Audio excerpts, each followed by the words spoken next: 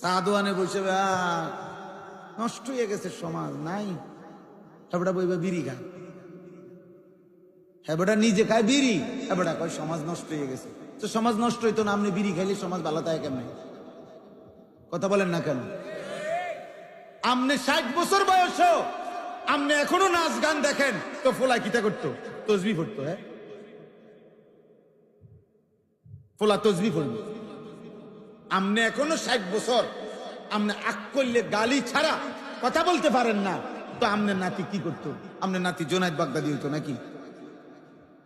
বুঝেন নাই আমার কথাটা? এই আফসোসের বিষয় হলো এটা। মহিলা নিজে বেপর্দা, তাহলে তোমার মেয়ে কেমনে দিনদার হবে? তুমি মা নিজেই সারাক্ষণ টেলিভিশনে নাচ গান দেখো, তোমার সন্তান আখলাক শিখবে কার কাছে? আল্লাহ অবাক হয়ে, ইন্না রাব্বাকা লা ইয়াজাবু,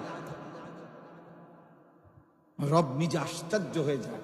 ওরে আমি পূর্ণ শক্তি দিছি, যৌবন দিছি, সামর্থ্য দিছি, কোন রোগ নাই, ব্যাধি নাই, অপূর্ণ শক্ত সামর্থ্য, অথচ এরপরেও সে আমার নাফরমানির থেকে বেঁচে রইল। আল্লাহ বলেন অবাক করা বিষয়, এমন যুবককে আল্লাহ জন্য আশ্চর্য হয়ে, যেন আল্লাহ নিজে বলে, যুবক সেজদা দিতে থাক, যুবক যৌবন ঠিক রাখ, আমি আল্লাহ ওয়াদা দিলাম হাসরের কোটি কোটি মানুষের ময়দানে আমি আল্লাহ তোকে আমার আরশের ছায়া দান করব। সেদিন তোর গ্রামবাসী তোকে দেখে অবাক হবে যে বাপরে বাপ, ফলায় করলো কি? যে 5 ওয়াক্ত নামাজ প্রতিদিন ছেড়ে দেয়, সে কারে বুড়ো আঙ্গুল দেখায়? মেম্বর রে, মেম্বর চেয়ারম্যান রে মনে করে। তাহলে আপনি কি হেরে ছোটখাটো গাদ্দার মনে করেন? হে কি ছোটখাটো বেয়াদব?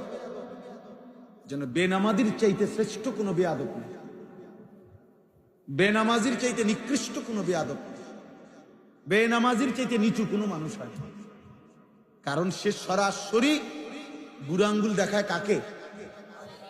আল্লাহ তাআলা প্রত্যেকটি মানব সন্তানকে জন্ম লগ্নেই সৃষ্টিগত ভাবেই ইসলাম মানার, আল্লাহকে মানার পূর্ণ যোগ্যতা দিয়ে, শরীর স্বাস্থ্য গঠন অবয়ব সক্ষমতা দিয়েই সৃষ্টি করেছে। এটা বিশুদ্ধ হাদিসের মধ্যে নবী সাল্লাল্লাহু আলাইহি ওয়াসাল্লাম বলছেন,